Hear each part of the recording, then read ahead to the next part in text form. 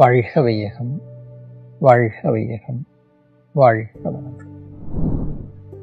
ஐயா, நான் நல்லா தான் படிச்சுட்டு இருக்கேன், ஆனா பயம் வருது, என்ன செய்யறது? நல்லா படிச்சிருக்கீங்க, ஆனா பயமா இருக்கு. ரொம்ப ஏதோ ஒரு மாதிரி தோணுது, ரொம்ப சிந்தனையா இருக்கு இல்லையா? இருக்க செய்யும் தான். ஏன் அது இருக்குதுங்கிறது மட்டும் நீங்கள் யோசிச்சிங்கன்னா ஈஸியாக அதில் நீங்கள் வெளியில் வரலாம். எக்ஸாம்னா என்னங்கிறத கொஞ்சம் நம்ம தெரிஞ்சுக்குவோம். மற்றதெல்லாம் இருக்கட்டும், கொஞ்சம் சில புரிதல் வந்தாலே உங்களுக்கு அந்த மாதிரி தோணவே தோணாது. EXAM அதுதானே இந்த 4 வார்த்தையில் இருக்கக்கூடிய பயம்தானே அது. எக்ஸாம்ங்கிறது என்னன்னு பார்த்தோம்னா இப்படி வச்சுக்கலாமா, நம்ம exact xerox of acquired material. கரெக்டா? யோசிச்சு பாருங்களேன், என்னவா இருக்கும் அது? அப்படின்னா என்னன்னு சொல்லுங்கண்ணா. பசங்களுக்கும் நீங்கள் சொல்கிறது புரியணும்ல, அவங்களுக்கும் புரிஞ்ச மாதிரி அவங்க தெரிஞ்சுக்கிறதுக்கு நீங்கள் கொஞ்சம் எடுத்து சொல்லுங்கண்ணா. சரி, என்னங்கிறத கொஞ்சம் தெளிவாகவே நம்ம பார்க்கலாம்.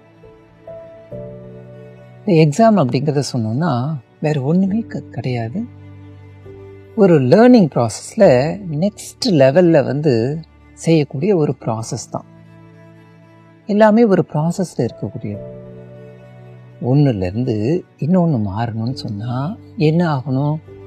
இப்போ நம்ம எந்த விஷயத்தில் இருக்கிறோமோ அந்த விஷயத்துக்கு தெளிவு வரணும். அந்த தெளிவு வந்தால்தான் அதுக்கப்புறம் அடுத்த ஸ்டேஜுக்கு நகர்ந்து போக முடியும். அதே போல் இருக்கக்கூடியது தான் இப்போ நாம் செய்யக்கூடிய ப்ரிப்ரேஷன். வேறு ஒன்றுமே கிடையாது. எதுக்கு? ப்ராசஸ்க்கு, நெக்ஸ்ட்டு ஸ்டேஜுக்கு போகக்கூடிய ஒரு ப்ராசஸ்ங்கிறது தான் நம்ம நல்லா புரிஞ்சுக்கணும். எப்படி அந்த ப்ராசஸ் நடக்குது? வாழ்க்கைக்குள்ளார நம்ம பார்த்தோன்னு சொன்னோம்னா எல்லாமே ப்ராசஸ் தானே. நம்ம பிறந்ததுலேருந்து நம்ம எல்லாமே ஒரு ப்ராசஸில் தான் ஓடிக்கிட்டே இருக்கு. அந்த ப்ராசஸ் எல்லாம் நாம் கஷ்டம்ட்டு எடுத்துகிட்டு இருக்கோமா? இல்லவே இல்லை. ரொம்ப கான்ஃபிடென்ட்டாகவும் ஈஸியாகவும் அப்படியே நகர்ந்து போயிட்டே இருந்திருக்கும். ஏன் அது அந்த மாதிரி ஆகிறது இங்கே ஏன் வரல? இதுதான் நம்ம கொஞ்சம் யோசித்து பார்க்கணும். கொஞ்சம் நம்ம இதை யோசிக்கிறதுக்கு என்ன தெரியுமா செய்யணும்? அப்படியே கொஞ்சம் பின்னாடி பார்க்கணும். நம்ம அம்மாவுடைய வயிற்றுக்குள்ளார இருந்திருக்கோம். அந்த கருவறையில் இருக்கும் பொழுதும் அதுலேருந்து வெளியில் வந்தபோதும் ஒரு எக்ஸாம் நடந்திருக்கு. இப்படி ஒன்னொன்றுக்கிட்டையும் எக்ஸாம் நடக்குது. என்ன செய்கிறோம்? அப்போ ஒரு வித்தியாசம் வருது இல்லையா? நம்ம உள்ளுக்குள்ளார இருந்திருக்கோம். அந்த உள்ளுக்குள்ளார இருந்த குட்டி குழந்தை வெளியில் வந்தது இல்லையா? வெளியில் வந்து என்ன பார்க்குது? வெளிச்சத்தை பார்க்குது, சூடை பார்க்குது, குளிர் பார்க்குது, எல்லாத்தையும் பார்க்குது. எல்லாத்தையும் பார்க்கும்பொழுது என்னாச்சு? அது கஷ்டமாக இருந்தது அப்போதைக்கு. அப்போ என்ன நடந்தது? அதுக்கு முன்னாடியே ஒரு ப்ரிப்பரேஷன் அப்படிங்கிற ஒரு ப்ராசஸ் நடத்துரு. எதுவாக இருந்தாலும் சாப்பிடணும்னு நினைக்கிறோம்.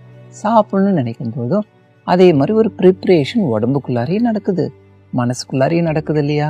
சரி, இது சாப்பிட போகிறோம், இன்னைக்கு இதெல்லாம் செஞ்சு வச்சுருக்காங்கன்ற ஒரு ஜாலியாக இருக்கும் தானே. அப்போ என்ன செய்கிறோம்? ப்ரிப்பேர் ஆகிறோம். ஸோ இந்த மாதிரி ஒன்றும் பார்த்தோம்னா ப்ராசஸாகவே நடந்து நடந்து நடந்து தான் எல்லா விஷயங்களையும் நம்ம உள்ளே போயிட்டு இருந்திருக்கோம். இதுதான் நேச்சுரலாக நடக்கக்கூடிய ஒரு விஷயம். அப்போ அதே போல தானே நமக்கு இதுவும் இருக்கணும். எப்படி இருக்கணும்? நேச்சுரலாக இருக்கணும். அந்த பயம் இல்லாமல் இது ஒரு ப்ராசஸ், இங்கேருந்து இன்னொரு இடத்துக்கு நகரக்கூடிய ஒரு ப்ராசஸ், இன்னொன்று நாம் அச்சீவ் செய்ய போகிறதுக்கு ஒரு வழி அப்படிங்கிற நிலையோட நாம் அந்த இதுலேயே மூவ் பண்ணணும். இப்போ எப்படி மூவ் பண்ணணும்? இந்த பயம் இல்லாமல் நேச்சுரலாக போச்சு பாருங்களேன். அதே மாதிரி இதுலேயும் நம்ம செய்தோன்னா அது நடக்கும். இப்போ எக்ஸாம்னா நம்ம இன்றைக்கி தான் இதை பார்த்துருக்கோம். எல்கேஜி சேர்ந்தோம். எல்கேஜி சேர்ந்த போதும் அப்பயும் ஏதோ ஒன்று புதுசாக கற்றுக்கிட்டோம், புதுசாக ப்ரிப்பேர் செய்தோம். ஆனால் இன்றைக்கி பாருங்கள், A ஃபார் ஆப்பிள்னா எங்கேயாவது ஒரு டவுட் வருதா? டக்குன்னு கண்ணை மூடிட்டு இருந்தாலும் இல்லை யாரோ ஒருத்தங்க பேசிகிட்டு இருப்பாங்க, அவங்க பேசிகிட்டு இருக்க தப்புன்னு நம்ம கேட்டுட்டு பதில் சொல்லக்கூடிய அளவுக்கு வருது இல்லையா? அப்புறம் ஃபஸ்ட் ஸ்டாண்டர்ட்லேயும் பார்த்தோம், 3rd ஸ்டாண்டர்டு, 4th ஸ்டாண்டர்டு, இப்படி ஒன்று ஒன்றா நிறைய டெஸ்ட்டு, நிறைய எக்ஸாம் எழுதியிருக்கோம் தானே. எங்கேயாவது எழுதாமல் வந்திருக்கோமா? எல்லாத்துலேயும் எழுதிக்கிட்டே தான் வந்திருக்கோம். அப்போல்லாம் அதை நினச்சா இப்போ பயமாக இருக்கா? இல்லை இல்லையா? அப்போதைக்கு தானே இருந்தது. அதுக்கப்புறம் அது ஓடி போயிடுதில்ல. அது நேச்சுரலாக இத்தனை நாள் நடந்திருக்கு. அதே போல தானே இப்போ நம்ம செய்யக்கூடிய எக்ஸாமும் இருக்கும். அதெல்லாம் நல்லபடியாக நம்ம செஞ்சோம் இல்லையா? அந்த கான்ஃபிடென்ஸ் இப்போ எடுத்துக்கலாம் இல்லையா? அதில் என்னென்னா, இப்போ என்ன வித்தியாசம்? 10th +2 அந்த மாதிரிலாம் எடுத்துக்கிட்டோன்னு சொன்னால் பப்ளிக் எக்ஸாம் அப்படின்னு சொல்கிறாங்க. அந்த பப்ளிக் எக்ஸாமுங்கிறதுல தான் ஒரு வித்தியாசம் இருக்கே தவிர, எப்போதுமே நாம் செய்துட்டு இருந்த அதே மாதிரி எக்ஸாம் தான். கொஞ்சம் அங்கே சில பேர் அதில் மாறுறாங்க. யாரோ ஒருத்தங்க எக்ஸாமுக்கு நிற்கிறவங்களும் எக்ஸாமில் திருத்துறவங்களும் அதெல்லாம் கொஞ்சம் மாறுறாங்க. இவ்வளவுதான் வித்தியாசமே தவிர, மற்றபடி எப்போதும் நாம் ஃபஸ்ட் ஸ்டாண்டர்ட்லேருந்து எல்லாத்துலேயும் செய்த மாதிரி அதே தான். அப்போ எக்ஸாம்னா இப்போ என்னன்னு தெரியாதா?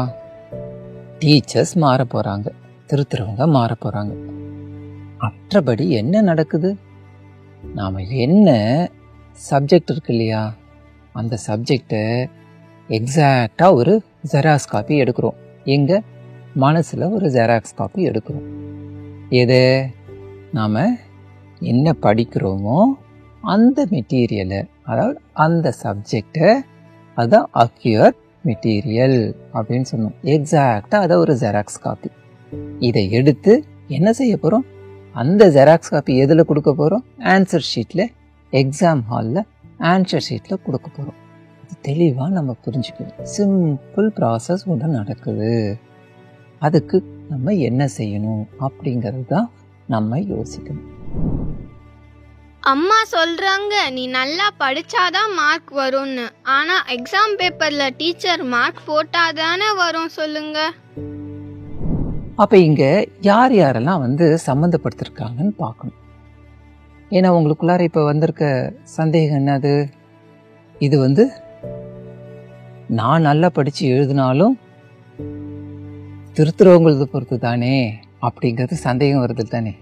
சரி, பரவாயில்ல. அது இப்போ இங்கே யார் யாரெல்லாம் சம்மந்தப்பட்டிருக்காங்க அப்படிங்கிறத யோசிச்சு பார்த்தோன்னா, ஒன்று படிக்கிற பிள்ளை நீங்கள் இல்லையா, ஸ்டூடெண்ட்ஸ் அப்படின்ட்டு வச்சுக்கலாம். இப்போ ஸ்டூடெண்ட்ஸ்க்கு அப்புறம் யாருன்னா பேரண்ட்ஸ் ஒன்று இருக்குது. ஸோ பேரண்ட்ஸுக்கும் இதில் பொறுப்பு இருக்குது. அதுக்கடுத்தது யார் இருக்குப்பாங்க? மூணாவதாக பார்த்தா எக்ஸாம் ஹாலில் இருக்கக்கூடிய டீச்சர்ஸ். அதுக்கடுத்தது யார்? அந்த எக்ஸாம் பேப்பரை திருத்தக்கூடியவங்க. இப்போ இந்த மாதிரி 4 பேர் இருக்கிறாங்க. இந்த 4 பேரில் எதெல்லாம் நம்மக்கிட்ட இருக்கு, எதெல்லாம் நம்மக்கிட்ட இருக்கோ அதை மட்டும் நம்ம சரி செய்யதை பார்த்துட்டோன்னு சொன்னோம்னா மற்றதெல்லாம் தானாகவே சரியாயிடும். இந்த 4ல் எதெல்லாம் நம்மக்கிட்ட இருக்கு, எதெல்லாம் நம்மளால் மேனேஜ் பண்ண முடியும். மேனேஜ் பண்ண முடிஞ்சதுன்னா ஈஸி தானே. அப்போ எது இருக்குது? பார்த்தா 2, ஸ்டூடெண்ட்டும் சரி பேரண்ட்டும் சரி. இவங்க 2 பேர்தையும் நாம் சரிப்படுத்த பழகிட்டோன்னு சொன்னோம்னா எக்ஸாமுக்கு ஈஸியாக இருந்துடும். ஏன்னா டீச்சரையோ எக்ஸாம் பேப்பரை போய் திருத்துறாங்களே, அவங்களே யாருன்னே நமக்கு தெரியாது. அவங்களாம் என்ன செய்யணும்னு நம்ம சொல்ல முடியுமா? நம்மளும் சொல்ல முடியாது. இப்போ நம்ம என்ன செய்யலாம்னா, நம்மளை ஸ்டூடெண்ட்டாக இருக்கிற நாம் எப்படி நாம் மேனேஜ் பண்ண தெரிஞ்சுக்கலாம், எப்படி பேரண்ட்டை அவங்கள மேனேஜ் பண்ண தெரிஞ்சுக்கிறது, அம்மா அப்பா எப்படி தன்னை மேனேஜ் பண்ணிக்க தெரிஞ்சுக்கிறது, இல்லை ஸ்டூடெண்ட்டை எப்படி மேனேஜ் செய்ய தெரிஞ்சுக்கிறது அப்படிங்கிறத நம்ம தெரிஞ்சுக்கிட்டோன்னா அடுத்த ஸ்டெப்புக்கு நம்ம போக முடியும். எப்படியா நான் என்னை மேனேஜ் பண்ணுறது? என்ன டெக்னிக்? என்னால் என்னை மேனேஜ் பண்ண முடியுமா? இப்போ உங்களுக்கு எப்படி தன்னை மேனேஜ் பண்ணிக்கிறது, அம்மா அப்பா எப்படி மேனேஜ் செய்துக்கிறது தான் இப்போ கேள்வி. உங்களுக்கு சொல்லலாம். சொன்னால் என்ன செய்யணும்? ஃபாலோ செய்யணும் இல்லையா? ஃபாலோ செய்யறதா இருந்தால் இப்போ நம்ம பேசலாம். எப்படி ஃபாலோ பண்ணணும்? சின்சியராக நம்ம எடுத்து ஃபாலோ பண்ணணும். சின்சியராக இருக்கலாம். சின்சியரிட்டியோட இன்னொன்று வேணும் இல்லையா? ரெகுலாரிட்டி. தினமும் அதை செய்து பழகணும்னு சொன்னோன்னா அப்போ தான் என்ன ஆகுனா நம்மளுடைய உடம்புக்குள்ளாக ஒரு மாற்றம் ஏற்படும். அந்த மாற்றம் வரும்போது தான் நம்மளால் அடுத்த ஸ்டெப்புக்கு போக முடியும். என்ன மாற்றம் ஏற்படுது? சின்சியராக ரெகுலராக நாம் செய்யும் பொழுது உடம்புக்குள்ளாக எனர்ஜி லெவல் சேஞ்ச் ஆகும். அந்த எனர்ஜி என்ன பண்ணுதோ அதுதான் நமக்கு நாம் படிக்கிறோம் இல்லையா, அந்த படிக்கிற விஷயத்த நமக்கு தக்க வச்சுக்க முடியும். நம்ம அது ரெகுலராகவும் சின்சியராகவும் செய்யும்பொழுது தான் நமக்குள்ளாக நடக்கிற அந்த விஷயம் இன்னும் கொஞ்சம் நாம் ரீட்டைன் செய்து வச்சுக்க முடியும். நமக்கு கிடைக்குது இல்லையா, நம்ம படித்ததெல்லாம் கிடைக்கிறது, படித்ததெல்லாம் கிடைச்சதை எப்படி நாம் தக்க வச்சுக்கிறது, அது நமக்குள்ளார எப்போதுமே இருக்கணும். இருந்ததை எப்படி எடுத்து கொடுக்கறது அப்படிங்கிற விஷயத்துக்கெல்லாம் என்ன வேணும்? எனர்ஜி வேணும். எனர்ஜி இருந்தாதான் உடம்புக்குள்ளாக ஆக்டிவிட்டிஸ் நடக்கும். அதுதான் என்ன பண்ணும்? அந்த எனர்ஜி தான் நல்ல ஆக்சிஜனேஷனை கொடுக்கும், உடம்புக்குள்ளார எல்லா இதையும் கொண்டு போகும். அந்த மாதிரி எல்லாமே கொண்டு போகும்பொழுது நமக்கு சரியாக நாம் எதை படித்து வச்சோமோ, ஜெராக்ஸ் காப்பி எடுத்தோம் இல்லையா, ஏன்னா நம்ம மைண்டுக்குள்ளார ஃபுல்லாக எடுத்து வச்சுக்கிறோம் இல்லையா, அந்த காப்பியை கரெக்டாக நம்ம டெலிவரி செய்ய முடியும். சிம்பிளான டெலிவரி தான். அந்த மனசுக்குள்ளாக நாம் ஒரு டெலிவரி செய்ய போகிறோம் அப்படிங்கிறதுக்காக என்ன செய்யணும்? சின்சியராகவும் ரெகுலராகவும் இதை நாம் ப்ராக்டிஸ் செய்யணும். இப்போ எப்படியெல்லாம் செய்யலாம் அப்படிங்கிறத இப்போ பார்க்கலாம். மேனேஜ் பண்ணுறதுங்கிற விஷயம் தானே பார்த்தோம். இப்போ அந்த மேனேஜில் என்ன செய்ய போகிறோம் அப்படிங்கிறத பார்த்தா, உடம்பை மேனேஜ் பண்ணணும், தூக்கத்தை மேனேஜ் பண்ணணும், அப்புறம் என்ன இருக்குது முக்கியமானது ஒன்று, சாப்பாடை மேனேஜ் பண்ணணும், அப்புறம் மனசையும் மேனேஜ் பண்ணணும். இந்த மாதிரி பல விஷயங்களை நம்ம மேனேஜ் பண்ணணும். அப்போ இதையே நான் மேனேஜ் செய்துட்டு இருந்தேன்னா எனக்கு நேரம் போயிடும் அப்படிங்கிறத நினைக்கக்கூடாது. நிறைய நேரம்லாம் நம்ம மேனேஜ் பண்ண போகிறதில்ல, ஒன்றுத்துக்கும் கொஞ்சம் கொஞ்சமாக மேனேஜ் பண்ணணும். உடம்புக்குள்ளாரன்னு எடுத்துக்கிட்டோன்னா, நம்ம உட்காந்து படிக்கணும்னு சொன்னால் என்ன தேவை இருக்கும்? நமக்கு படிக்கிறதுக்கு நல்லா நிமிர்ந்து உட்காந்து படிக்கணும். ஏன் நிமிர்ந்து உட்காந்து படிக்கணும்? அப்படியே ஜாலியாக போட் ஷேப்பில் தானே நம்மலாம் இப்போ உட்காருவோம். அப்படியே போட் மாதிரி உட்காந்துக்கிட்டா நல்லதா? கொஞ்சம் கேள்வி கேட்டு பார்க்கணும். அந்த மாதிரி உட்காந்து படிக்கும்போது என்ன ஆகுதுன்னு சொன்னோன்னா, மூளைக்கு ஆற்றல் போகாது. அதுக்கு அந்த ஆக்சிஜன் சப்ளைலாம் வேணும் இல்லையா மூளைக்கு. அப்போ நிமிர்ந்து உட்காந்துருந்தா கொஞ்சம் நல்லா ஸ்ட்ரைட்டாக இருக்கும்பொழுது அது போகும். நம்ம இஷ்டப்படி உட்காரும் பொழுது அதனாலேயே என்ன ஆகுதுன்னா, நம்மளுடைய மூளை பகுதி சோர்வாகுது, அது டயர்ட் ஆயிடுதுன்னா என்ன பண்ணும்? அது டயர்ட் ஆனவுடனே படிக்கிறதுக்கே பிடிக்காது, கோபமாக வரும். அப்போ நிமிர்ந்து உட்காந்து படிக்கணும் அப்படின்னு சொன்னோன்னா என்ன செய்யணும்? அந்த போர்ஷன்ஸ்க்கெல்லாம் அந்த ஆர்கன்ஸ் இருக்கு இல்லையா, அதுக்கெல்லாம் கொஞ்சம் எக்ஸசைஸ் கொடுக்கணும். என்ன செய்யலாம்? பேக் போனுக்கு ஒரு நல்ல எக்ஸசைஸு, ஷோல்டர் உட்காந்து படிக்கும்போது கையை அப்படியே வச்சுட்டு படிச்சுட்டு இருப்போம், ஷோல்டருக்கு கொஞ்சம் எக்ஸசைஸு, ரொம்ப நேரம் உட்காந்துருக்க வேண்டியிருக்கும். அப்போ காலுக்கும் ஒரு எக்ஸசைஸ் வேணும். அதை விட முக்கியமானது என்ன பாருங்கள், எது பிரெயினுக்கு ஆக்சிஜனை கொண்டு போயிட்டுருக்கு நிறைய தெரியும் இல்லையா உங்களுக்கெல்லாம்? நம்ம ப்ரீத்திங் சிஸ்டம் தான். அந்த மூச்சு நல்ல எந்த அளவுக்கு ஓடிட்டுருக்கோ, அந்த ஏர் சர்க்குலேஷன் உடம்புல எந்த அளவுக்கு ஓடிட்டுருக்கோ அந்த அளவுக்கு மூளைக்கு நல்லா சாப்பாடு கிடைக்கும். அப்போ மூளை ஆக்டிவாக இருக்கும், அப்பப்போ தனக்குத்தானே ரெஃப்ரெஷ் ஆகிக்கும்.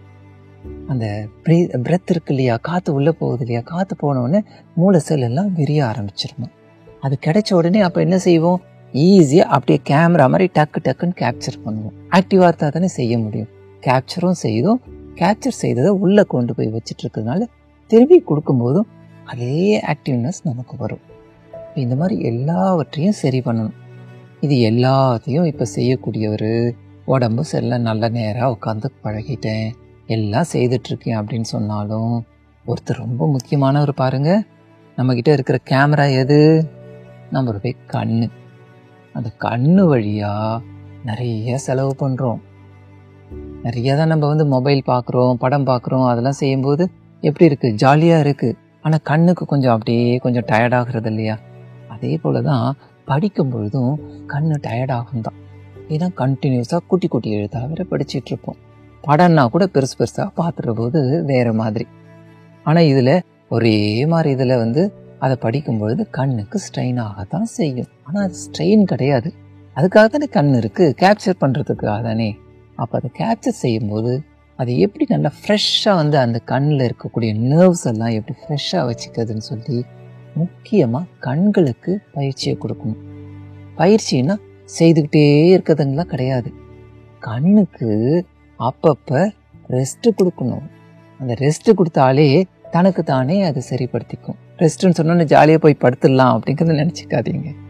உக்காந்தபடியே படிச்சுட்டு இருக்கும்போதே கண்ணுக்கு எப்படி ரெஸ்ட்டு கொடுக்கலாம், கண்ணுக்கு பயிற்சியும் கொடுக்கணும், கண்ணுக்கு ரெஸ்ட்டையும் கொடுக்கணும். அப்போ ரெஸ்ட்டு கொடுத்து அதை நல்லா என்ன செய்யலாம், பிக்கப் செய்ய வைக்கலாம்.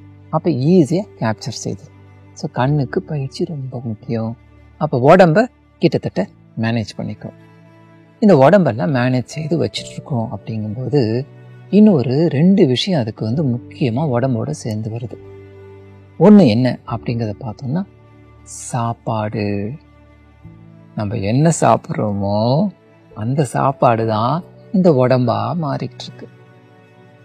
அப்போ சாப்பாடு விஷயத்துலையும் நாம் கொஞ்சம் நம்மளை வந்து கவனமாக இந்த எக்ஸாம் டைமில், அட்லீஸ்ட் இந்த ப்ரிப்பரேஷன் டைமில் அது வரைக்கும் கொஞ்சம் சரியாக பார்த்துக்கலாம்.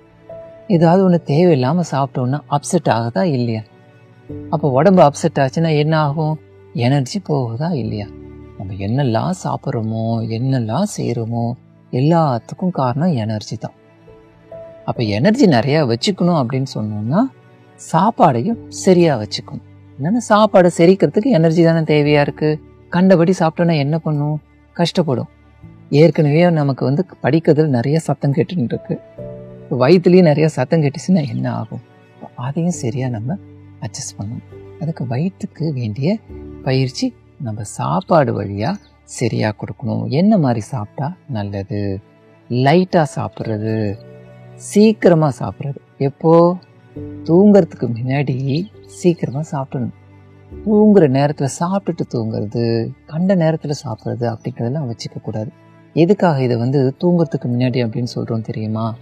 இன்னொரு முக்கியமான விஷயம், உடம்புக்கு நல்ல எனர்ஜி கிடைக்கணும் அப்படின்னு சொன்னால் என்ன வேணும், தூக்கமும் வேணும், ரெஸ்ட் வேணும் தானே. ரெஸ்ட் இருந்தால் தான் இந்த உடம்பெல்லாம் தன்னைத்தானே நல்லா ஈஸியாக சார்ஜ் பண்ணிக்கும். அப்போ இந்த தூக்கம் ரொம்ப முக்கியமான விஷயம். எதுக்காக?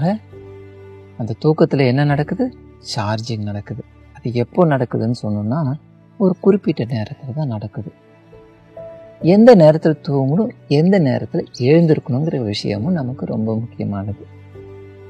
நம்ம எல்லோரும் என்ன செய்கிறோம்னு சொன்னோம்னா நைட்டு ஃபுல்லாக நைட் ஸ்டடி அப்படிங்கிறது போகும். எல்லோருக்கும் அது பழக்கமாகிடுது.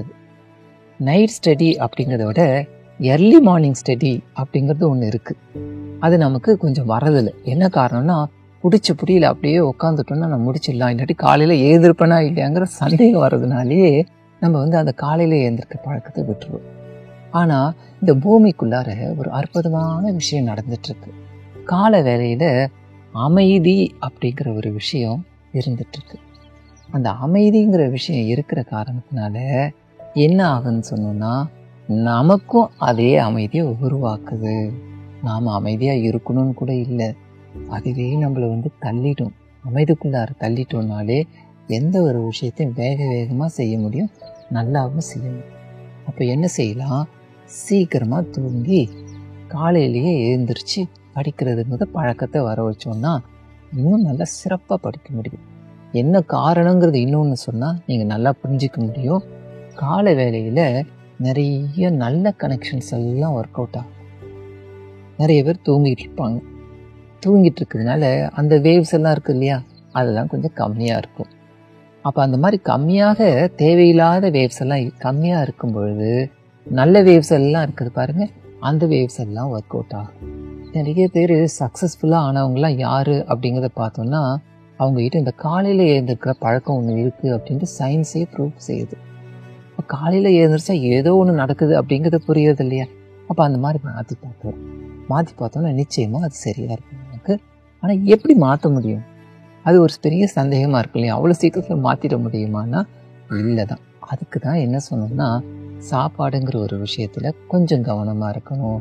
பர்டிகுலராக ராத்திரி நேரத்தில் சாப்பிடும் பொழுது சீக்கிரமாக சாப்பிட்டு முடிச்சிடுறது. சீக்கிரமாக சாப்பிட்டு முடிச்சிட்டோன்னா அதுக்கப்புறம் உட்காந்து நம்ம படிச்சுட்டு இருக்க போகிறோம். அந்த படிச்சுட்டு இருக்கும்போது என்ன ஆகும்னா நமக்கு செரிமானம்லாம் நடந்துடும், டைஜஷன்லாம் நடந்து முடிஞ்சிடும் நம்ம தூங்கத்துக்கு போகிறதுக்கு முன்னாடி. அப்போ தூங்கும் பொழுது சார்ஜிங் மட்டும்தான் நடக்கும். நிறைய நேரத்தில் நம்ம லேட்டாக சாப்பிட்டுட்டு உடனே போய் தூங்கும் பொழுது என்ன ஆகுது, அந்த சார்ஜிங் நடக்கிறது இல்லை, டைஜஷன் தான் நடந்துட்டு இருக்கு. டைஜஷன் நடக்கிற காரணத்தால் சார்ஜிங்க்கு டைம் வந்து டைஜஷன் முடிஞ்ச பிறகு தான் அது நடக்கும். அப்போ டைம் ஆகிடுது, அதுக்குள்ளார எழுந்திரிச்சு உட்காந்து படிக்க ஆரம்பிச்சுன்னு முடியாது இல்லையா? அப்போ சார்ஜ் ஆகாமல் சோம்பேறித்தனமாக அப்படியே இருந்துகிட்ருக்கும். இப்போ ஃபுட்டையும் தூக்கத்தையும் சரியாக வச்சுக்கணும். தூங்காமல் அப்படியே படிக்கிறது அப்படிங்கிறது அவசியமே இல்லை. கரெக்டாக தூங்கணும், குவாலிட்டி தூக்கம் அப்படிங்கிறது முக்கியம். அப்போ அந்த தூக்கத்துக்கெல்லாம் நல்லா வர மாதிரி சில பயிற்சிகளை நம்ம பார்க்கணும்.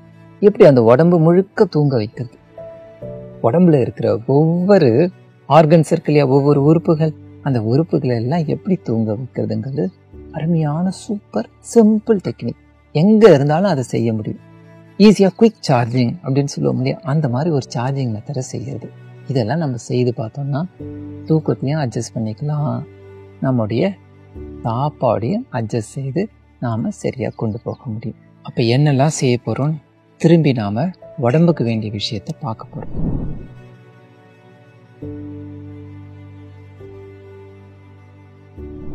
அதாவது நம்ம சாப்பிட்ற சாப்பாடு நம்மளுடைய உடம்புக்கு நல்லது செய்யணும்னு சொன்னால் எதெல்லாம்னு பார்த்தோன்னா ஜங்க் ஃபுட்ஸை முதல்ல நிறுத்திடலாம். கொஞ்ச நாளைக்கு தான், அதுக்கப்புறம் திருப்பி சாப்பிட்டது. என்னென்னா வயிற்றை கெடுக்கும் இல்லையா, தேவையில்லாத போட்டோன்னா ஏதாவது செய்யும் இல்லையா, ஜங்க் ஃபுட்ஸை அவாய்ட் செய்துக்கலாம்.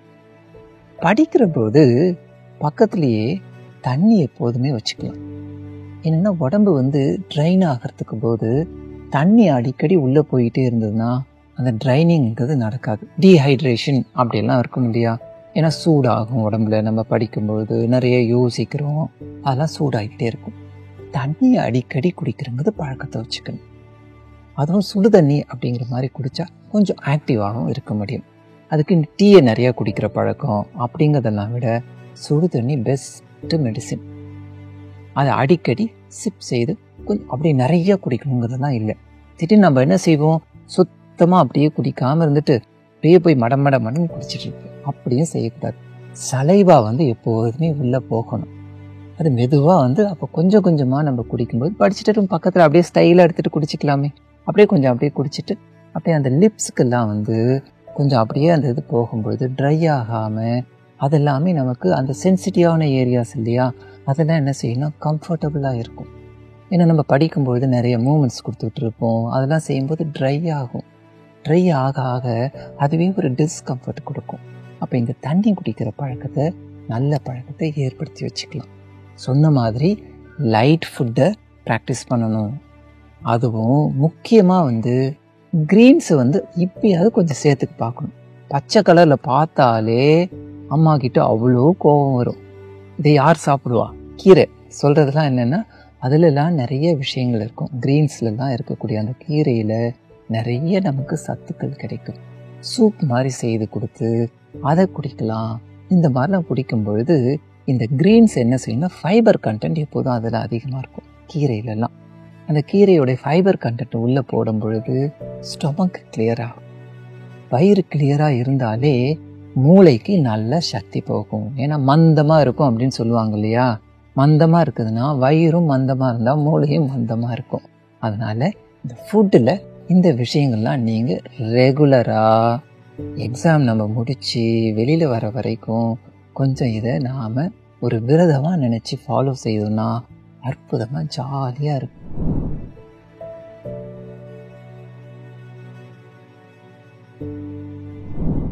தூங்குறதுலேயும் என்ன செய்யணும்னு சொன்னோம், குவாலிட்டியான தூக்கம் வேணும். அதுக்காக சீக்கிரமாக சாப்பிட்டு தூங்குறது அப்படிங்கிற பழக்கம்.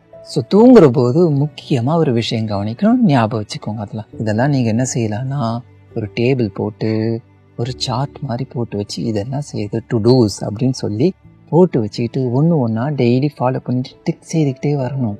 அப்போ தான் நமக்கு பழக்கத்துக்கு வரும். இப்போ நம்ம கேட்டுட்ருக்கோம், கேட்டதெல்லாம் நம்ம இதை பயிற்சியாக செய்து பார்க்க போகிறோம். தனியாக நம்ம ஒரு வீடியோவில் என்ன செய்யலாம்னா இதெல்லாம் செய்து வச்சுக்கலாம், ரெக்கார்ட் செய்து வச்சுக்கிட்டு இதெல்லாம் எப்படி செய்யணுங்கிறத அதை வச்சுக்கிட்டே கேட்டு கேட்டு பழகலாம், பார்த்து பார்த்து செய்யலாம். தூங்கத்துக்கு முன்னாடி என்ன செய்யணும் அப்படிங்கிறது பார்த்தோம்னா மைண்டு கொஞ்சம் ஃப்ரீயாக, பாடியை கொஞ்சம் ஃப்ரீ ஆக்கிக்கத்தான் பாடி ரிலாக்ஸேஷன் அப்படிங்கிற ஒரு இதை நம்ம செய்ய போகிறோம். மைண்டை ஃப்ரீயாக வச்சுக்கிறதுக்கு என்ன செய்யலாம்னு சொன்னோம்னா, இன்றைக்கி படித்தோம் இல்லையா, இன்றைக்கி எவ்வளோ ஹெல்ப் நமக்கு கிடைச்சது இல்லையா, பல பேருடைய ஹெல்ப் எல்லாம் கிடைச்சிருக்கும். அவங்களுக்கெல்லாம் நன்றி சொல்லணும், நன்றி சொல்ல பழகணும். அதனால் என்ன செய்வோம்னு சொன்னோம்னா ஒரு நன்றி தவம் அப்படின்னு சொல்லுவோம், ஒரு கிராட்டிடியூட் மெடிடேஷன் அப்படிங்கிற மாதிரி இன்றைக்கி ஃபுல்லாக நம்ம எல்லாம் வந்து என்ன செய்தோம் அப்படிங்கிறதுலாம் ஒரு ரிவிஷன் நடக்கணும். ரிவிஷன் தானே செய்துட்ருக்கோம், எக்ஸாம் போகிற வரைக்கும் என்ன நடக்குது, ரிவிஷன் தான் நடந்துக்கிட்டே இருக்குது. அதே போல் இன்றைக்கி என்ன செய்தோம் அப்படிங்கிறத குயிக்காக ரிவைஸ் பண்ணணும். ஜஸ்ட்டு 2 நிமிஷம் கூட எடுத்துக்கலாம். 2 நிமிஷத்துக்குள்ள கட கட கடன்னு அப்படியே இது பண்ணிவிட்டு யாரெல்லாம் நமக்கு ஹெல்ப் செய்தாங்க அப்படிங்கிறதெல்லாம் அவங்களுக்கெல்லாம் ஒரு நன்றிகளை செலுத்தும் போது என்ன ஆகுதுன்னா, சும்மா அவங்களுக்காக ஹெல்ப் பண்ணுறோன்ட்டு இல்லை, நன்றி சொல்லும் பொழுது கனெக்ஷன்ஸ் ஏற்படுது. கனெக்ஷன் ஏற்படுறதுனால அங்கே ஒரு ஸ்மூத்தான ஒரு வைப்ரேஷன் உருவாகுது. அது கிரியேட் ஆகும் பொழுது அதுவே என்ன செய்யுதுன்னா நமக்கு இன்னும் கொஞ்சம் பெனிஃபிட்டை கொடுக்க போகுது. அப்போ அந்த கிராட்டிடியூடோடு போய் தூங்குறது. அதே மாதிரி எழுந்திருக்கும் போதும் அதே கிராட்டிடியூடோட நம்ம எழுந்திரிச்சு இன்னைக்கு நம்ம என்னெல்லாம் செய்ய போகிறோம் அப்படிங்கிறது அகைன் ஒரு 2 மினிட்ஸ் தான். எல்லாமே 2 மினிட்ஸ் நூடுல்ஸ் மாதிரி நம்ம என்ன செய்யணும், 2 நிமிஷத்தில் செய்ய பழகணும். ரொம்ப இதுக்காக 2 மணி நேரம்லாம் நான் கொடுக்கணும் அப்படின்னா கண்டிப்பாக முடியாது. சீக்கிரமாக எல்லாத்தையும் எப்படி செய்யறது அப்படிங்கிறத குயிக் டெக்னிக்ஸை தான் நம்ம கற்றுக்கணும். அதை எல்லாத்தையும் நம்ம பார்க்க போகிறோம்.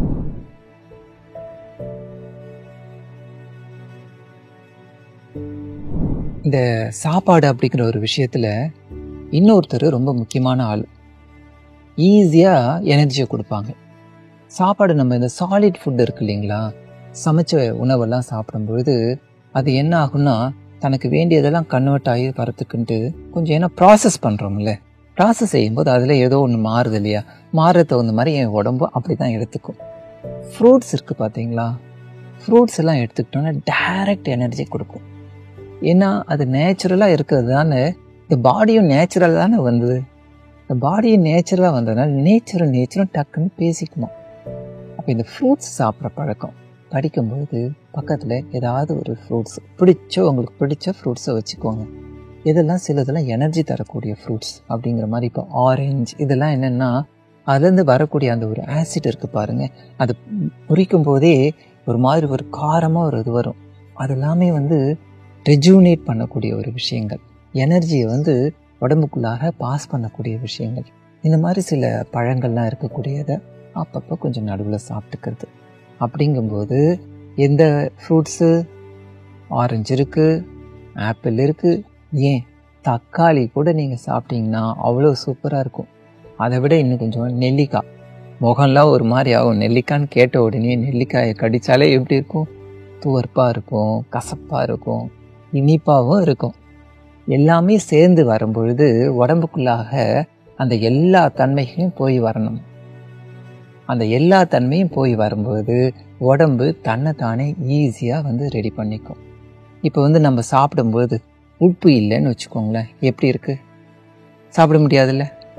அதே போல தான் உடம்புக்குள்ளாகையும் பலவிதமான டேஸ்ட் தேவை இருக்குது. எல்லா வித டேஸ்ட் இருந்தால் தான் அது கரெக்டாக வேலை செய்யும். அப்போ அதுக்கு தகுந்த மாதிரி இந்த நெல்லிக்காய் இந்த மாதிரி விஷயங்களெல்லாம் கொஞ்சம் சாப்பிட்டோம்னா உடம்பு ஈஸியாக சார்ஜ் பண்ணிக்கும். ஸோ இதோட நாம் சாப்பாடு, தூக்கம் இந்த விஷயங்கள்லாம் எப்படி சரி பண்ணிக்கலான்னு பார்த்துட்டோம். உடம்புக்கு எப்படி எக்ஸசைஸ் கொடுக்கறதுங்கிறதையும் பார்த்துக்கிட்டோம்.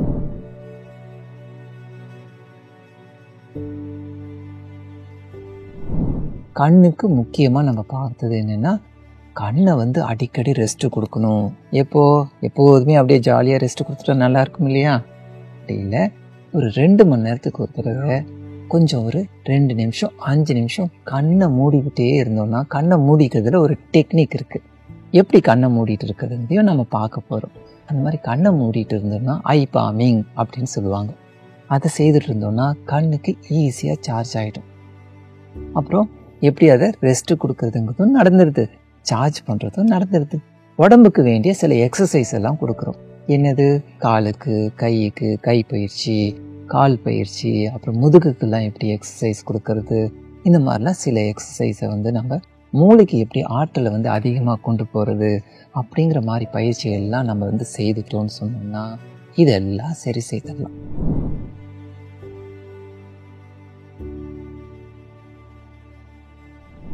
அதுக்கு அடுத்தது நாம் யாரை சரி செய்யணும் அப்படிங்கிறது பார்த்தோம்னா நம்மளுடைய மைண்டு, இந்த மனசு இருக்கு பாருங்க, அவர் தான் ரொம்ப முக்கியமானவர். அவரை சரி பண்ணணும்.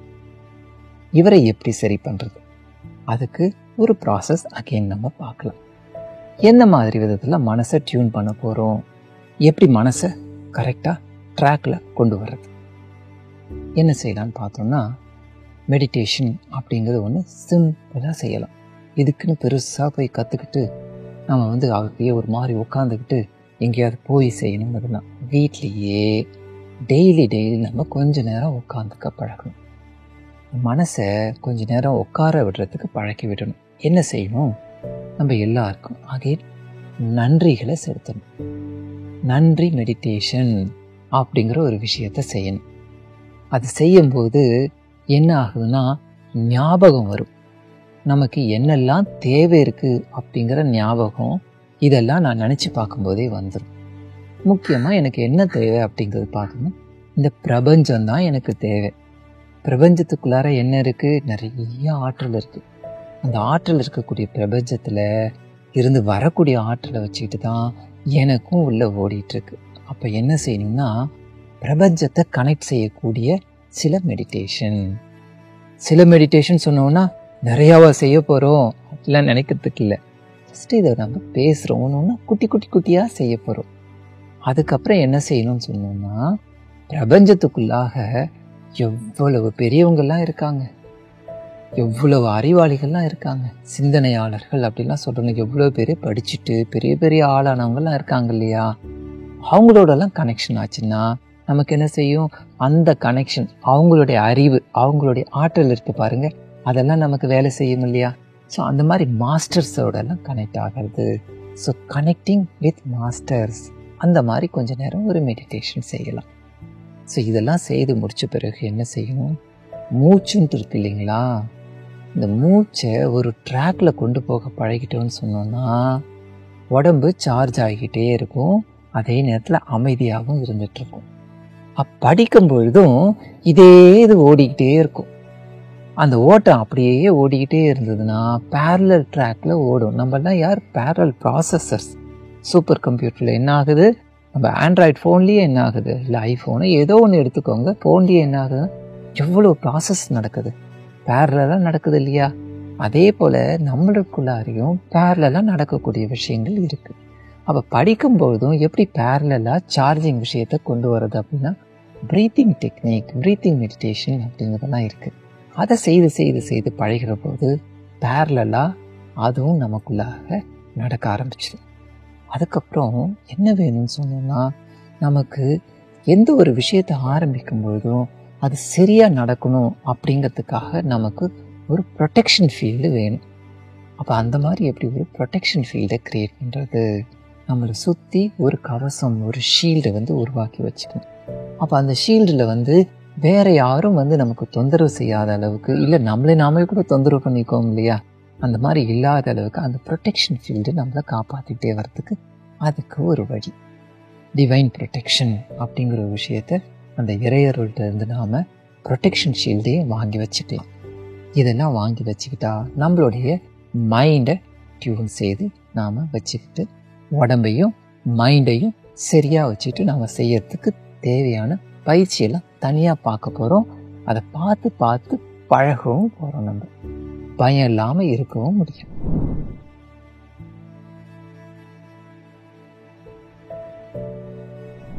சரி, படிச்சுக்கிட்டே இருக்கிறேன். இப்போ இதெல்லாம் செய்து பழகிட்டேன். படிச்சுட்டே இருக்கும்போதும் ஒரே வேலையை செய்துட்டே இருந்தால் கொஞ்சம் போர் அடிக்கும் இல்லையா? உங்களுக்கு எல்லா விதத்துலையும் உங்களுக்கு எல்லாம் தோணுதோ அதுக்கு வேண்டிய வழியை தான் நம்ம பார்த்துட்ருக்கோம். படிச்சுட்டே இருக்க போர் அடிக்கிறது அப்படிங்கிறது வரும்பொழுது ஒரு 3 மணி நேரம் 4 மணி நேரம் படிச்சுட்டேன். இப்போ என்ன செய்யலாம்னா கொஞ்சம் ரிலாக்ஸ் நிச்சயமாக கொடுக்கணும். சும்மா அப்படியே ஒன்றும் இல்லாமல் நான் டைட்டாக அப்படியே உட்காந்துக்கிட்டே செய்துட்ருப்பேன் அப்படிங்கிறது எழுந்திரிச்சு கொஞ்சம் அப்படி இப்படி அசைகிறது. முக்கியமாக என்ன செய்யலாம் அப்படின்னு சொன்னோன்னா, பச்சையாக இருக்குது பாருங்க, தூரமாக இருக்கும். வீட்டுக்கு முன்னாடி ஏதாவது கொஞ்சம் தூரமாக அந்த மாதிரி இருந்ததுன்னா, தூரமான ஒரு விஷயத்தை பார்க்கும்பொழுது மனசு கொஞ்சம் விசாலமாகும்போது ஃப்ரீயாக இருக்கும். ஏன்னா ஒரே இடத்துல உட்காந்து படிக்கிறதுனால அப்படியே குறுகி உட்காந்துட்ருப்போம். அதனால் கொஞ்சம் டிஸ்டன்ஸாக இருக்கிற இடத்த நம்ம பார்க்கும்பொழுது மனசுக்குள்ளார விரிஞ்சு வர்றதுனால, அதுவும் பச்சை கொடிகள் இருக்குது பாருங்க, மரங்கள்லாம் இருக்குதுன்னா அந்த மாதிரி பார்க்கும் பொழுது நல்ல எனர்ஜைஸ் ஆகிக்கும், ரிலாக்ஸ்ட் ஆகிடும். சரி, இந்த மாதிரிலாம் எங்கே இருக்குது, கஷ்டம்தான், நீங்கள் சொல்கிறதெல்லாம் கிடைக்குமா அப்படிங்கிறது கேட்பீங்க. சிட்டிக்குள்ளார இன்றைக்கி பச்சையாரெல்லாம் பார்க்குறதுக்கே வாய்ப்பே இல்லை. வீட்டுக்குள்ளார ஏதாவது கொஞ்சம் செடி வச்சுருப்போம் இல்லையா, இல்லை வீட்டுக்கு வெளியில் ஏதாவது கொஞ்சம் செடி வச்சுருப்போம் இல்லையா, அந்த மாதிரி செடிகளை, பச்சையாக இருக்கக்கூடிய பொருட்கள், செடி கொடிகள்னு அதுலேருந்து சில விதமான ஆக்சிஜன்ஸ் எல்லாம் வந்துட்டுருக்கு இல்லையா, அங்கேருந்து வரக்கூடிய அந்த காற்றே என்ன செய்யணும்னா நமக்கு நல்லாயிருக்கும். நிறைய வீட்டில் துளசி வச்சுருப்பாங்க, திருநீற்று பச்சைன்னு வச்சுருப்பாங்க, அதாவது புதினாங்கிறதெல்லாம் வச்சுருப்பாங்க. இதெல்லாம் என்ன செய்யணும்னா நல்ல எனர்ஜி கொடுக்கக்கூடியது. அதெல்லாம் பார்க்கும்பொழுதும் அது பக்கத்தில் போகும்பொழுதும் அதுலேருந்து வரக்கூடிய அந்த காற்றே நமக்கு எனர்ஜி செய்துவிடும். அப்போ நடுவில் இந்த மாதிரி ஒரு 5 நிமிஷம் ரிலாக்ஸ் பண்ணிக்கலாம். இப்போ ரிலாக்ஸ் செய்த உடனே எப்போதும் ஒரே இதில் இருந்துட்டு செய்யக்கூடாது. என்னென்னா அந்த டென்ஷன் ஆகிடும். டென்ஷன் ஆகிட்டு அதுலேயே வந்து செய்யும்போது சரியாக உள்ளே போகாது. அப்போ என்ன செய்யணும், பிரேக் கொடுத்து செய்யணும். இந்த மாதிரி பிரேக் கொடுக்கறதுனா அதுக்குன்னு என்ன செய்வோம், டிவி முன்னாடி போய் உக்காந்துட்டு சூப்பராக பிரேக் கொடுக்கலாம் தான். ஆனால் என்ன தெரியுமா ஆகுது, செய்ய வேண்டாங்கிறது சொல்லலை, கொஞ்சம் ரிலாக்ஸ்டாக இருக்கணும், செய்யலாம். அதில் போகும்பொழுது மைண்டு வந்து கனெக்ட் ஆக ஆரம்பிச்சிடுது. அதில் வேறு என்னென்னமோ காமிப்பாங்க, ஏதோ கதையை சொல்லுவாங்க, எல்லா இன்சிடென்ட்ஸும் வரும். அந்த சுச்சுவேஷன்ஸ்லாம் பார்க்கும்பொழுது அப்படியே நம்ம என்ன செய்வோம்னா, இந்த மைண்டு ஒரு இதில் டியூன் ஆகிட்டு இருந்தது இல்லையா, அந்த டியூன்லேருந்து கம்ப்ளீட்டாக ஜம்ப் அடித்து அதுக்குள்ளார உள்ளே போயிடும். ஆனால் உள்ளே போனது சும்மாவாக இருக்கும். திரும்பியும் இங்கே வந்து உட்காந்து புக்கை திறந்தோன்னே கொஞ்ச நேரம் இதெல்லாம் ஞாபகம் வந்துட்டுருக்கும். அதெல்லாம் சரி செய்து அதுக்கப்புறம் உள்ளே போகிறதுக்கே டைம் ஆகிடும்.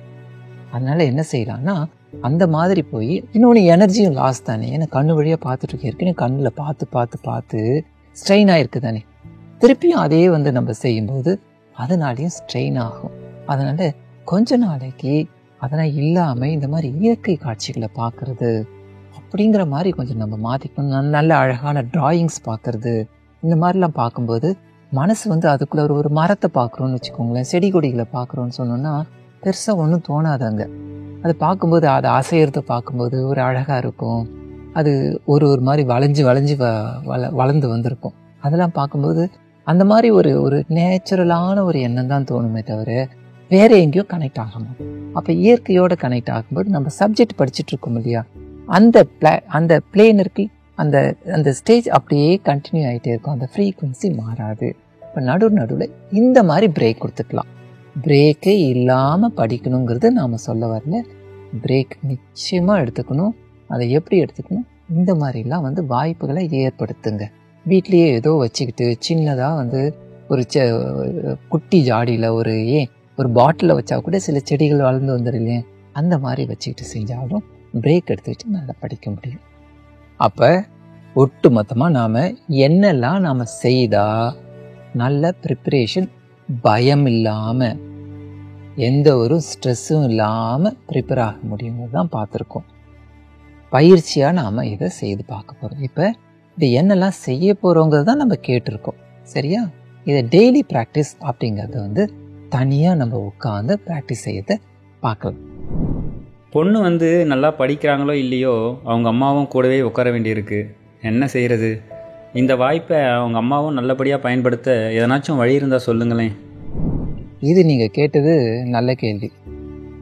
பேரண்ட்ஸ்க்கு என்ன செய்யணும் அப்படிங்கிறது நமக்கு தேவையான ஒன்று.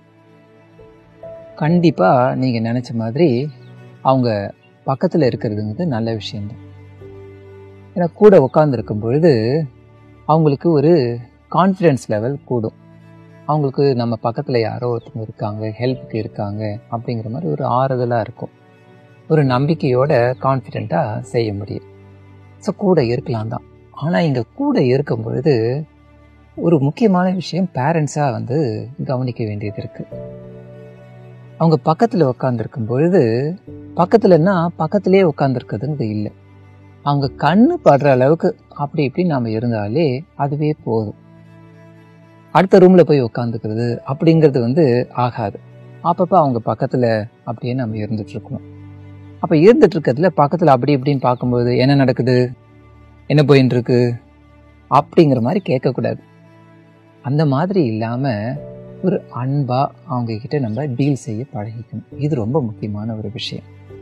எப்படி ஒரு சப்போர்ட்டிங்காக நம்ம வந்து வார்த்தைகளை கொடுக்கறது அப்படிங்கிறத நாம் கற்றுக்கணும். ஏதாவது தேவையா, எப்படி எல்லாம் வந்து நல்லா போயிட்டுருக்கு இல்லையா, ஏதாவது சொல்லு, நான் வந்து செய்து கொடுக்குறேன் அப்படிங்கிற மாதிரி இப்படி பேசி பார்க்கணும். அதை கேள்வியாக அவங்கள கேட்கும்போது என்ன ஆகும்னா இரிட்டேட் ஆகும். ஏற்கனவே பிள்ளைங்க வந்து நிறையா படிக்கணும், இவ்வளவு இருக்குது, இதை முடிக்கணும் அப்படிங்கிறதெல்லாம் ஒரு கஷ்டத்தோடு வந்து மனசில் ஒரு பயத்தோடு அந்த மாதிரின்ட்டு இருந்துகிட்டு இருக்கும்போது ஆஸ் ஏ பேரண்ட்டாக நம்ம என்ன செய்யணும் அப்படின்னு சொன்னோன்னா அவங்களுக்கு அன்பான வார்த்தைகளாக மாற்றிக்கணும். எப்போதுமே நம்ம திட்டி திட்டி பழகிருப்போம். அதனால் இந்த மாதிரி நேரத்துலையும் அது செய்யும்போது மைண்டில் அந்த இருக்கக்கூடிய இது வந்து டக்குட்டு வந்து டிஸ்டர்ப் ஆகிடும். என்னென்னா ஏற்கனவே ஒரு ஸ்ட்ரெஸ்ஸில் இருக்கிறதுனால கேட்குறாங்க பார் அப்படிங்கிறது வெளியில் காமிச்சிக்கவும் முடியாது, அவங்க சொல்கிறத செஞ்சாகணும் இல்லையா. அதனால் டிஸ்டர்ப் ஆகிட்டு அந்த டிஸ்டர்ப்டு மைண்டோடு இது பண்ணிகிட்ருப்போம். அதுக்காக நம்ம பக்கத்துலேயே உட்காந்துட்டு ரொம்ப அன்பாக பேம்பரும் பண்ணக்கூடாது. அதுவும் செய்தோம்னா ரொம்ப சொகுசாக போச்சுனாலும் அதையே கேட்டுக்கிட்டே இருக்கும். அது இல்லாத போது கஷ்டமாயிடும். அதனால் அப்படியே நம்ம செய்ய வேண்டாம். டிமாண்டும் வைக்க வேண்டாம், கமாண்டும் செய்ய வேண்டாம் அங்கே போயிட்டு. ஸோ அதெல்லாம் இல்லாமல் ரொம்ப வந்து அவங்கள இரிட்டேட் பண்ண நம்ம பாதர் பண்ணக்கூடாது. பாதர் செய்யாத அளவுக்கு நம்ம வந்து எப்படியெல்லாம் வந்து மாற்றிக்கிட்டு அவங்க பக்கத்துலேயே பார்வையில் இருந்தோன்னா கண்டிப்பாக அந்த பிள்ளைங்களுக்கு ரொம்ப ஹெல்ப்ஃபுல்லாக இருக்கும். முக்கியமானது இதில் என்னன்னு சொன்னோன்னா, இப்போ அங்கே அவங்கள ஒரு ரூமில் அடைச்சி விட்டுடும். ரூமில் அடைச்சி விட்டுட்டு படி படி படின்ட்டு இங்கேருந்து குரல் இங்கேருந்து கொடுத்துட்ருப்போம். பக்கத்து ரூமில் இருந்து நாம் குரல் மட்டும் கொடுத்துட்ருப்போம். பக்கத்து ரூமில் உட்காந்துக்கிட்டு நாம் சீரியல் பார்த்துட்ருப்போம், டிவி ஓடிட்டுருக்கோம். டிவி ஓடுறது ஏன்னா நமக்கும் போர் அடிக்கும் இல்லையா. பேரண்ட்ஸாக வந்து நான் என்ன பண்ணிகிட்ருக்கிறது, போர் அடிக்கிறது அப்படிங்கிறது. எக்ஸாம் டைமில் எப்படி இருந்தாலும் நாமளும் டென்ஷன் ஆகிறோம். பேரண்ட்ஸ் எல்லாமே கண்டிப்பாக பசங்களை விட அதிகமாக வந்து டென்ஷன் ஆகிறது யார் அப்படின்னு பார்த்தோன்னா பேரண்ட்ஸாக தான் இருக்காங்க. அவங்களுக்குள்ளார நிறைய டென்ஷன் வந்து உருவாகுது. அப்போ அந்த டென்ஷன் உருவாகிறதுக்கு காரணத்தினாலே என்ன செய்கிறாங்க, அவங்க ரிலாக்ஸ் பண்ணணும் அப்படிங்கிறதுக்காக டிவி முன்னாடி போய் உக்காந்துக்கிறது. டிவியை நான் சத்தமாகவும் வச்சுக்குவேன், சத்தமாகவும் வச்சுக்கிட்டு அதோடு ஓடிக்கிட்டு இருப்பேன். ஸோ நான் சீரியல் பார்த்துட்டு இருக்கும்போது நம்ம பார்க்கலாம், தப்பு இல்லை. அதனால் என்ன நடக்குதுன்னு கொஞ்சம் சயின்ஸை இங்கே பார்க்கணும். அந்த சத்தம் இருக்குது பார்த்தீங்களா, அந்த சத்தம் வந்து அவங்களுக்கு ரீச் ஆகும்போது மனசு என்ன செய்யணும்னா படிச்சுட்டு இருக்கும், இங்கேயும் காதில் கேட்டுட்ருக்கும். அப்போ இந்த புலன்கள், காதுங்கிறது ஒரு புலன் தானே, சென்சஸ் எல்லாம் இருக்கு இல்லையா, சென்சஸ் எல்லாம் ரியாக்ட் செய்துட்ருக்கும். திடீர்னு அவங்களுக்கு ஒரு பிடிச்ச சீன் வந்ததுக்கு, இல்லை பிடிச்ச ஒரு டயலாக் வந்தது, இல்லை பிடிச்ச ஒரு சாங் வந்ததுன்னு சொன்னோன்னா டக்குன்னு மனசு இங்கேருந்து அங்கே ஜம்ப் அடிச்சுட்ருக்கும். நான் தானே பார்க்குறேன், நீ என்ன, நீ பாட்டு உன்னுடையது பாரு அப்படிங்கிறது சொன்னோன்னா அது நிச்சயமாக வேலைக்கு ஆகாது. நம்ம என்ன செய்யணும், அந்த இடத்துல சுத்தமாக அது இல்லாத அளவுக்கு நம்ம கொடுத்தோன்னா மைண்டு டைவர்ட் ஆகாமல் இருக்கும். அதோடு இல்லாமல் ஒரு முக்கியமான ஒரு விஷயம் என்ன தெரியுமா நடக்குது, அந்த வேவ் லென்த், வைப்ரேஷன், அங்கே இருக்கக்கூடிய ஃப்ரீக்குவன்சி அப்படிங்கிற ஒரு விஷயம் இருக்குது. நம்ம என்ன நினச்சிட்ருக்கோமோ அதோடைய வேவ், அந்த வேவ் தானே எல்லா இடத்துலையும் போய் சுற்றும். நான் படம் பார்த்துக்கிட்டோம், ஏதோ ஒரு சீரியலில் வரக்கூடிய சண்டையெல்லாம் பார்த்துக்கிட்டோம், அதெல்லாம் இருக்கும்போது என்ன ஆகும்னா என்கிட்டேருந்து அதே மாதிரி அலை தான் வரும். அந்த அலை எங்கே செய்யும், பக்கத்தில் தானே படிச்சுட்டு இருக்காங்க, அவங்ககிட்டையும் அந்த அலை போகும் இல்லையா.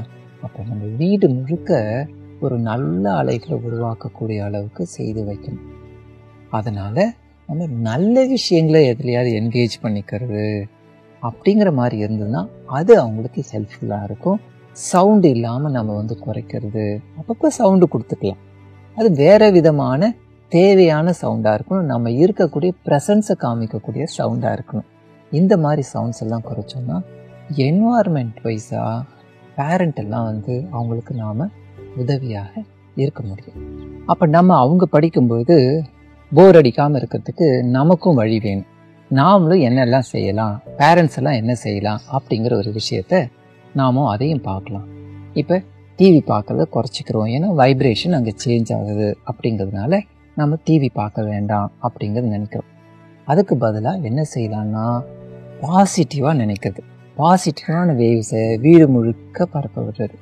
அந்த குழந்தை படிக்கிறதுக்காக என்ன வேணும், ஒரு நல்ல என்வாயரன்மெண்ட் வேணும். அதுக்கு என்ன செய்யலாம், நம்ம ஒரு ப்ரொடெக்ஷன் ஃபீல்டு நாமளே க்ரியேட் பண்ணலாம்.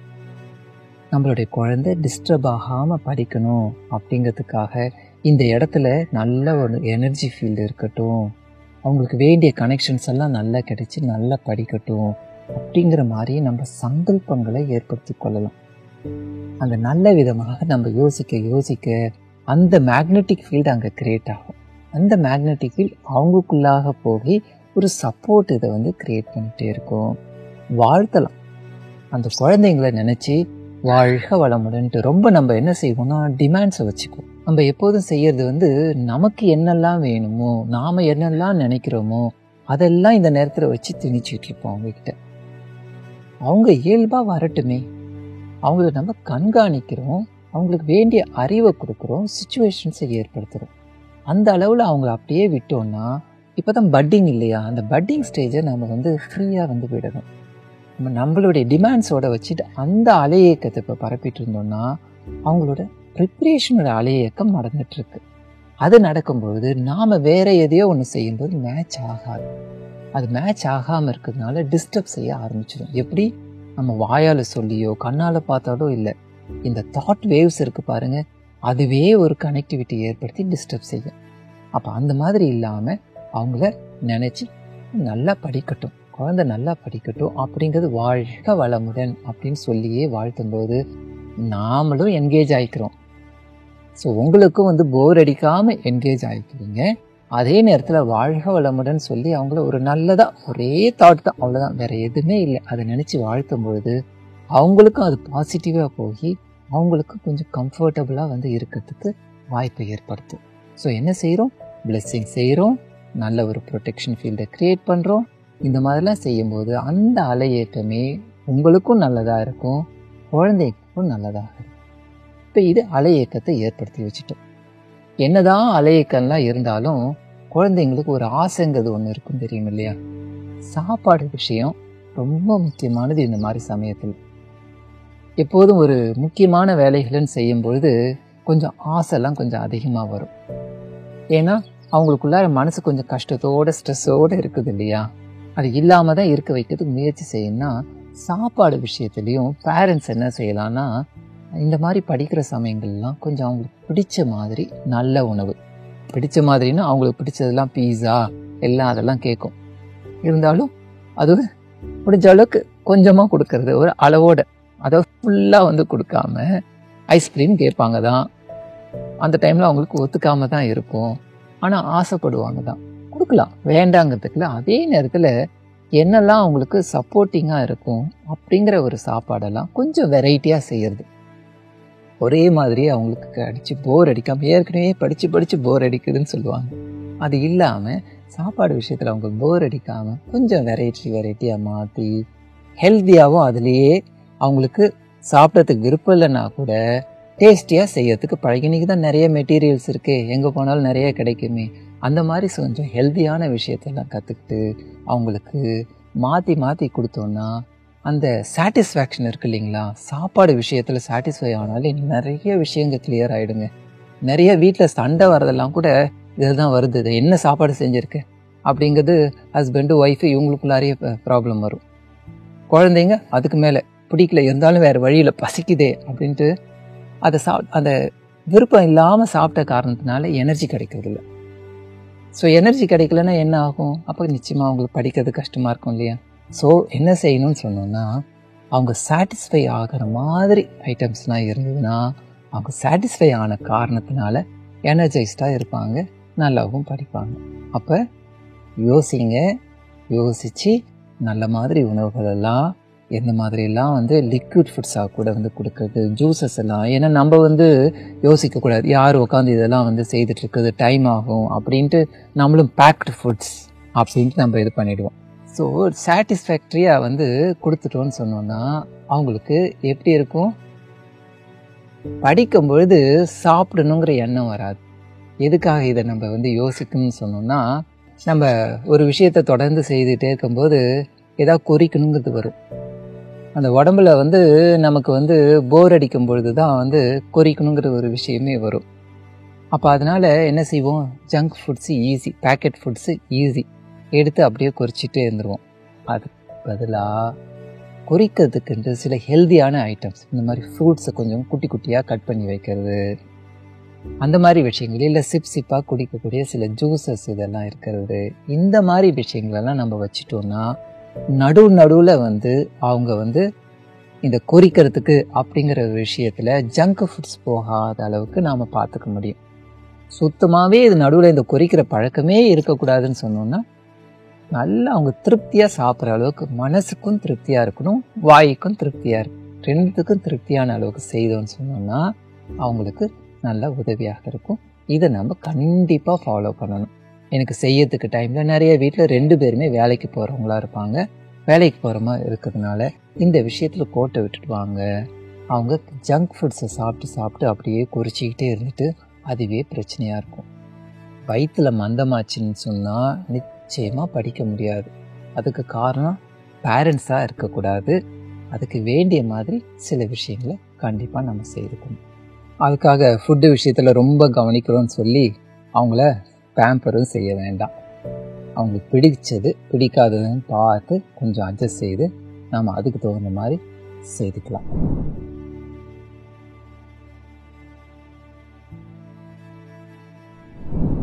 அடுத்த விஷயம் ரொம்ப முக்கியமானது. பசங்க இந்த குழந்தைங்க படிக்கும் பொழுது பேரண்ட்ஸ்கிட்ட இருக்கக்கூடிய ஒரு தேவையில்லாத குணம் என்னன்னு பார்த்தோம்னா, கம்பேர் பண்ணுவோம். பக்கத்து வீட்டு குழந்தைங்க, நம்மளுடைய ரிலேட்டிவ்ஸு, இவங்களோடெல்லாம் அந்த நேரத்தில் போய் கம்பேர் செய்வோம். கம்பேர் செய்கிறதுனால என்ன ஆகும்னா அவங்களுக்கு கொஞ்சம் அது யோசனை வேறு மாதிரி போக ஆரம்பிச்சிடும். தனக்குள்ளார ஒரு கில்ட்டி ஏற்படுத்தும், தனக்குள்ளார ஒரு காம்படிஷனை ஏற்படுத்தும். இந்த மாதிரி அவங்க ஃப்ரீயாக இருக்கிற மைண்ட் இல்லாமல் அதில் போய் சிக்க ஆரம்பிச்சிடுவாங்க. அதனால் முக்கியமாக இந்த மாதிரி சமயத்தில் பக்கத்து வீட்டு பையன் என்னமா நல்லா படிக்கிறான் பாரு, அதனால் அவங்களுக்குள்ளார ஒரு எனிமிட்டியே க்ரியேட் ஆகிடும். உன் ஃப்ரெண்டு எப்படி இருக்கிறாங்க பாரு அப்படிங்கிற மாதிரி நம்ம சொன்னோம்னா, அவனால தானே இந்த மாதிரி என்ன கேட்குறாங்க அப்படிங்கிற மாதிரி அவங்களுக்குள்ளாரையே தேவையில்லாத ஒரு எனிமிட்டியை க்ரியேட் பண்ணுறதுக்கு பேரண்ட்ஸ் காரணமாக போயிடுவாங்க. கம்பேர் செய்ய வேண்டாம். நம்ம குழந்தைங்களும் நிச்சயமாக படித்தாலும் சரி படிக்காட்டாலும் சரி நல்ல ஒரு குணம் இருந்ததுன்னு சொன்னோம்னா, நல்ல ரோல் மாடலை எடுத்தாங்கன்னா நிச்சயமாக அவங்க பெரிய ஆளாக வர முடியும். அப்போ என்ன செய்யணும்னா, ரோல் மாடல்ஸை அவங்களுக்கு கொடுக்கணும். பெரிய பெரியவங்கெல்லாம் இருக்காங்க பாருங்கள், அப்துல் கலாம், இவங்கெல்லாம் எந்த அளவுக்கு பெரிய பெரிய விஷயங்களை சொல்லியிருக்காங்க. இந்த மாதிரி நிறைய மகான்கள், நிறைய அறிஞர்கள்லாம் இருக்காங்க. நிறைய பிஸ்னஸ் மேக்னட்ஸ் எல்லாம் இருக்காங்க. அவங்களாம் எவ்வளோ பெரியவங்களாம் வந்தது. அந்த மாதிரி ஒரு ரோல் மாடலாக அவங்களெல்லாம் நினச்சிட்டு நல்லா படிக்கலாம் அப்படிங்கிற மாதிரி காமிக்கணுமே தவிர கம்பேரிசன் நம்ம செய்ய வேண்டாம். கம்பேரிசன் செய்யாமல் இருந்தாலே நேச்சுரலாக 100% ஓடிக்கிட்டே இருக்கும். அதுக்கு அடுத்ததான் நம்ம செய்ய வேண்டியது, கொஞ்ச நேரம் அவங்களோட உட்காந்து ரிலாக்ஸ் பண்ணணும். கொஞ்ச நேரம் உட்காந்து விளையாடலாம். சந்தோஷமாக சில விஷயங்களை, படிப்பு இல்லாத விஷயங்களை, சில விஷயங்களை ஷேர் செய்துக்கலாம். அப்போ அந்த மாதிரி சந்தோஷமாக அவங்களோட பேசும்போது எல்லாமே இதை என்ன செய்யணும், ஒவ்வொரு விதத்தில் எப்படி அவங்கள எனர்ஜைஸ் பண்ணுறது, எப்படி அந்த மைண்டை கிளியர் ஆக்கி வைக்கிறதுங்கிறத நம்ம பார்க்குறோம். அப்போ அடிக்கடி நடுவில் உட்காந்து படிப்பு இல்லாத சம்பந்தமாக உட்காந்து கொஞ்ச நேரம் ரிலாக்ஸ்டாக ஃப்ரீயாக பேசணும். இது ரொம்ப முக்கியம். எனக்கு வேலை இருக்குது அப்படிங்கிறதுக்காக அம்மா ஒரு பக்கம் அப்பா ஒரு பக்கம் போயிட்டாங்கன்னு சொன்னோன்னா அது கண்டிப்பாக சரியாக இருக்காது. வேலை நமக்கு நிறையா இருந்தாலும் கூட கொஞ்ச நேரமாவது உட்காந்து ஃப்ரீயாக பேசிட்டு போகிறது அப்படிங்கிற பழக்கத்தை ஏற்படுத்திட்டோன்னா கண்டிப்பாக உதவியாக இருக்கும்.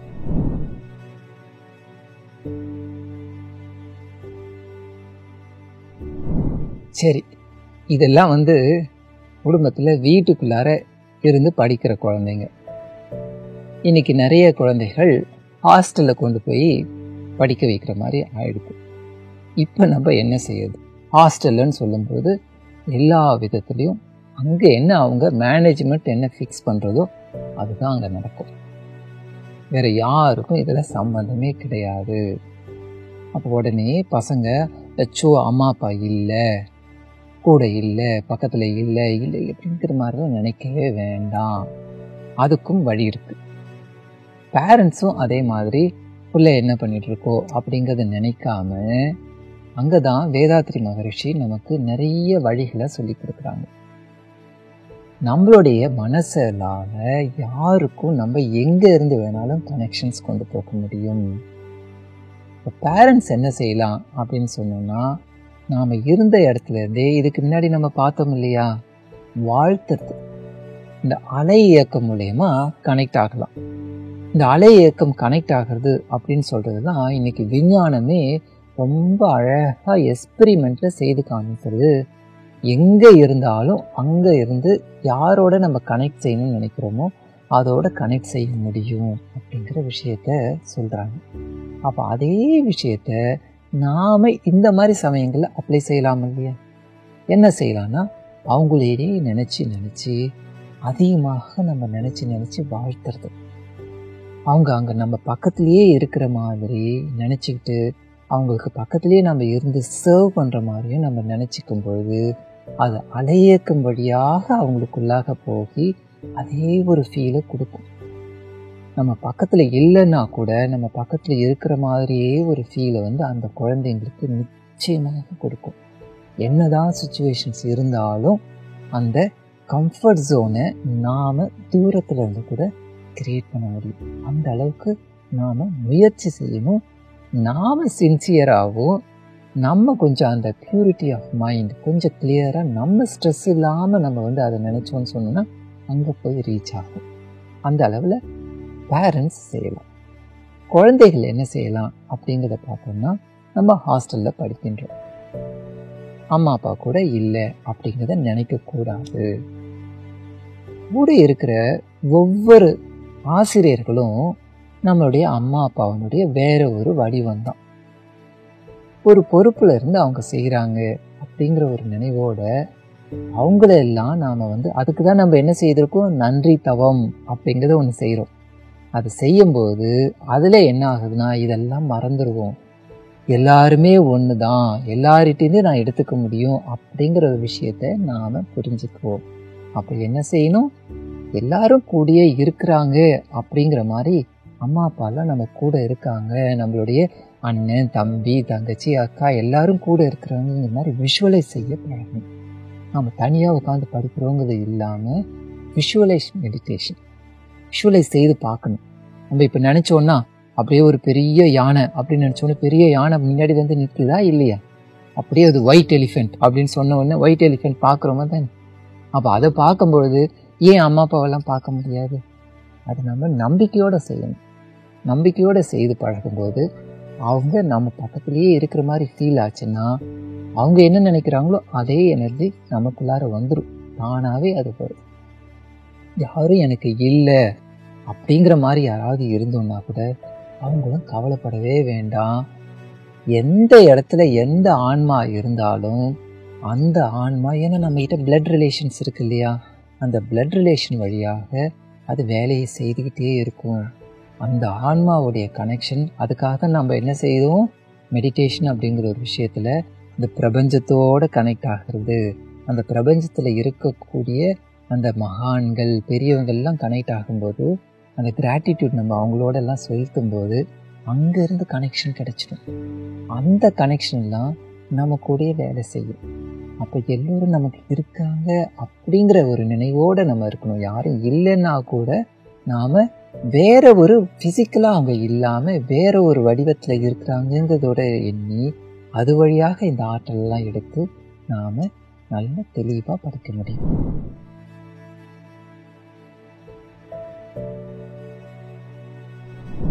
அப்போ நம்ம குழந்தைங்க என்ன ப்ராக்டிஸ் செய்யணும் அப்படிங்கிறத ஒரு பயிற்சியாக நம்ம பார்க்க போகிறோம்.